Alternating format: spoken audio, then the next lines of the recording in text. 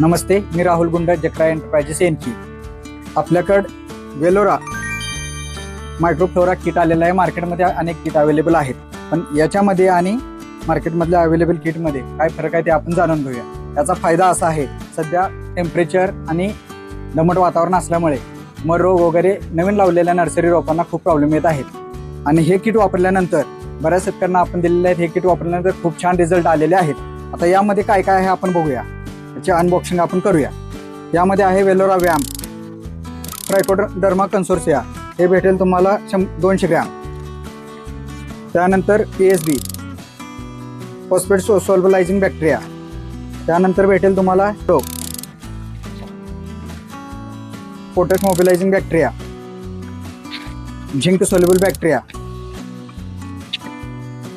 त्यानंतर CMB हे calcium mobilising bacteria. आणि यासोबत आपल्याला इम्पोर्टेड भेटणार आहे जेलमध्ये सीवीड. या सगळ्यांचं मिश्रण करून आपण 200 लिटर पाण्याला प्रति एकर ड्रिपने किंवा आळवणीद्वारे, पहिल्या आळवणीद्वारे किंवा ड्रिपद्वारे जर दिले तर यामध्ये बरेचसे फायदे आहेत. यामध्ये आपल्याला तुमच्या मुळींची कोणत्या स्टेजला देतो, फक्त ड्रिंचिंगला पहिल्या सुरुवातीला देऊन चालणार नाही. ज्यावेळेस तुम्हाला गरज आहे त्यावेळेस तुम्ही देऊ शकताय. तुम्हाला व्हेजिटेटिव्ह ज्यावेळेस ग्रोथ असेल त्यावेळेस जरी दिलं आपण तरी त्याप्रमाणे काम करणार. फ्लावरिंग फ्रुटिंग सेटिंगच्या वेळेस जरी दिलं त्या हिशोबाने ते काम करत राहील.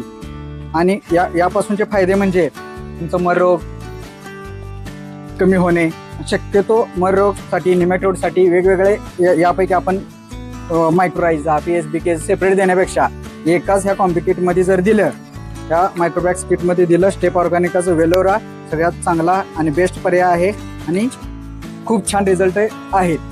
आपण सर्वांना शेतकऱ्यांना विनंती करतो की हे किट तुम्ही जरूर एकदा वापरा. त्यानंतर तुम्ही हे किट जोपर्यंत तुमची शेती आहे तोपर्यंत कंटिन्यू वापरत राहाल. धन्यवाद.